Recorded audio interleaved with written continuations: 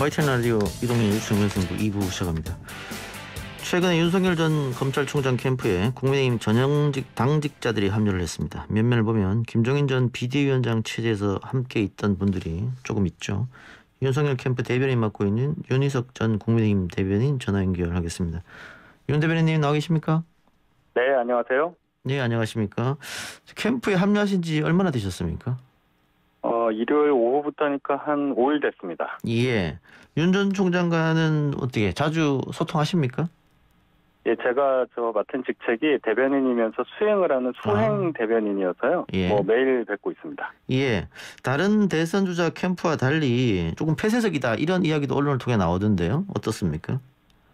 일단 제가 가보니까 기존에 계신 분들하고 소통도 원활하고 해서 내부적으로는 폐쇄적이라는 느낌은 전혀 받고 있지 않아요. 그리고 예. 이제 캠프 분위기라는 것은 기본적으로 후보께서 가지고 계신 어떤 캐릭터에 많이 영향을 받을 수밖에 없는데 굉장히 친화적인 분이시기 때문에 내부 분위기는 굉장히 자유롭고 소통이 원활하고 그렇습니다. 예.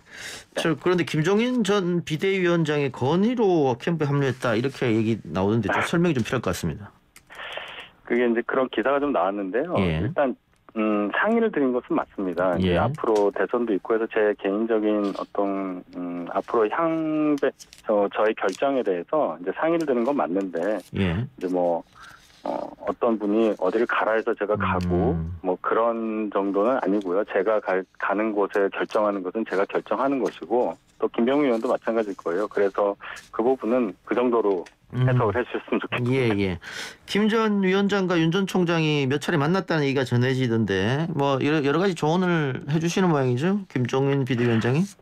두 분이 만났다는 거는 두 분 외에는 누가 더 확실하게 확인을 할 수 있겠습니까? 그래서 만났다 안 만났다 그거보다도 아마 어떤 형태로는 소통은 가능할 수가 있겠죠. 또 그 소통하시는 과정 속에서 소위 말하는 조언의 성격을 가진 소통이 있었을 수는 있다고 생각합니다. 예. 그 윤석열 캠프의 정무라인이 좀 부족하다 이런 지적이 몇 차례 있었습니다. 이번에 대변인을 포함해서 전현직 당협위원장들이 대거 합류했는데 그런 비판은 좀 사라질까요 이제는? 아무래도 정치를 잘 아시는 분들이 많이 합류를 하셨고 또 최근까지 국민의힘 지도부에서 활동하신 분들도 많이 계시기 때문에 소위 말하는 정무적 감각 측면에서는 크게 걱정을 하실 일은 없으리라고 생각합니다. 근데 이제 국민의힘 인사들이 대거 영입된 것 관련해서 이준석 대표가 불쾌하다 이런 얘기도 했다고 해요.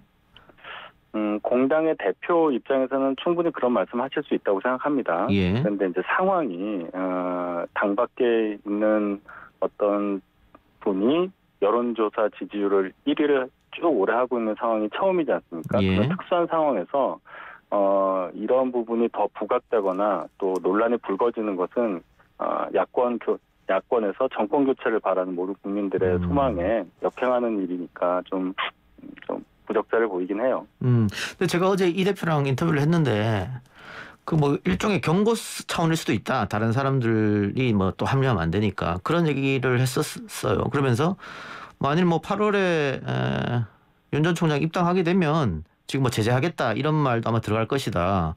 그 입당은 어떻게 보세요? 방금 전에 이제 윤석열 후보가 언론 인터뷰에서 밝힌 것이 입당을 머지않아 하겠다 이런 식으로 아예 입당이라는 단어를 쓰셨어요.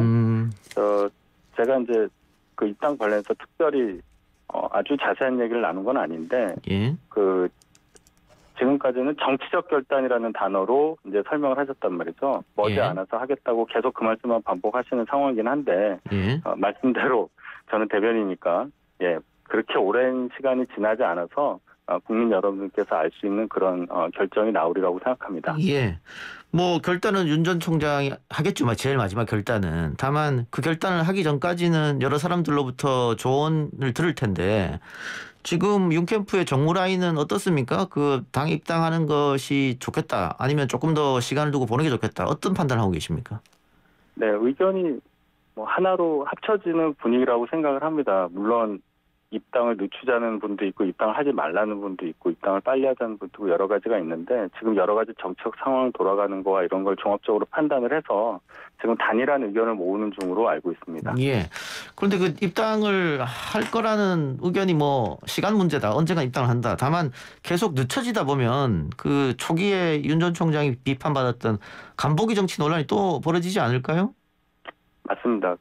저희가 확실하게 인지하고 있는 것은 입당 여부를 둘러싸고 시간이 지체되면서 국민들께 또 언론인 여러분들께 이 소위 말하는 피로감을 주고 있다는 것은 확실하게 알고 있거든요. 예.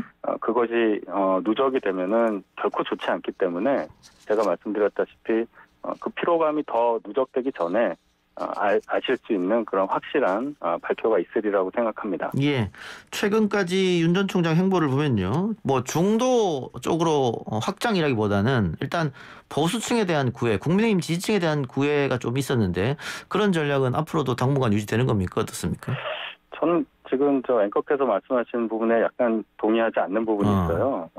예를 들어서 부마 항쟁이라든지 5.18 광주 항쟁이라든지 뭐 87년 60 항쟁이라든지 이런 부분에 대해서 분명히 장소 상징적인 곳에 방문을 하신 적이 있고 언급을 하셨단 말이죠.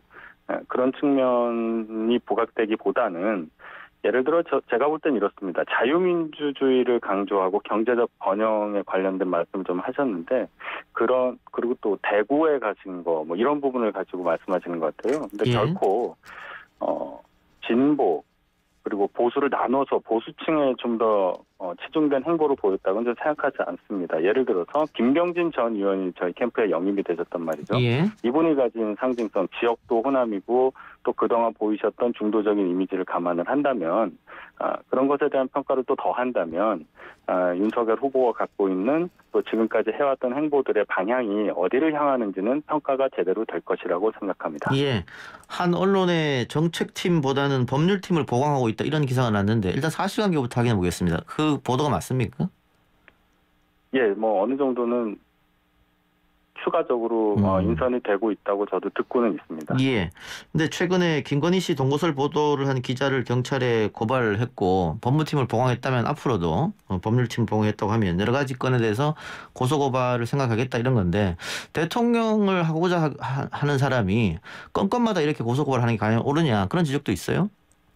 건건마다 고소고발을 하는 것이 결코 누구에게 도움이 될까를 먼저 생각해야 될 것 같습니다. 예를 들어서 지금 모 검사의 모친을 찾아가서 무리한 보도를 했던 부분에 대해서는 저희가 고발을 했습니다. 근데 지금 오늘부터 많이 불거지고 있는 그 종로에 있는 벽화에 관련해서는 아직 고발 조치를 하는 건 지금 저희는 안 하고 있어요. 무슨 말씀이냐면 법 앞에 누구도 예외가 없고 법에 의해서 재단할 수 있는 부분이 많이 있겠지만은 정치가 법으로만 다 해결이 되는 것도 아니고 그렇죠.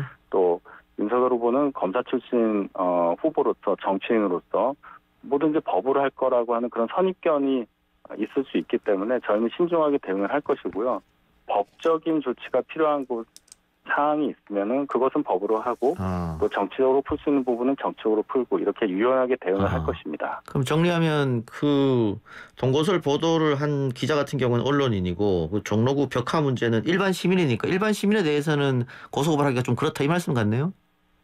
저는 그렇게 얘기한 적은 없고요. 지금 그 고발을 저희가 한 그 유튜브 방송 또 거기에 관련된 언론인들도 좀 있더라고요. 그분들에 대해서는 법적으로 확실하게 저희가 책임을 물을 만한 소지들이 많아요. 그렇죠. 근데 이 벽화 같은 경우는 제가 볼 땐 그렇습니다. 제가 법조인은 아니지만 거기에 법적으로 뭔가를 호소하기엔 좀 무리한 부분도 있습니다. 예를 들어서 거기에 실명이 거론됐다거나 누구나 알만한 거가 있긴 하지만 거기에 뭐 이름이 있다거나 그렇지는 않아요. 또 이것이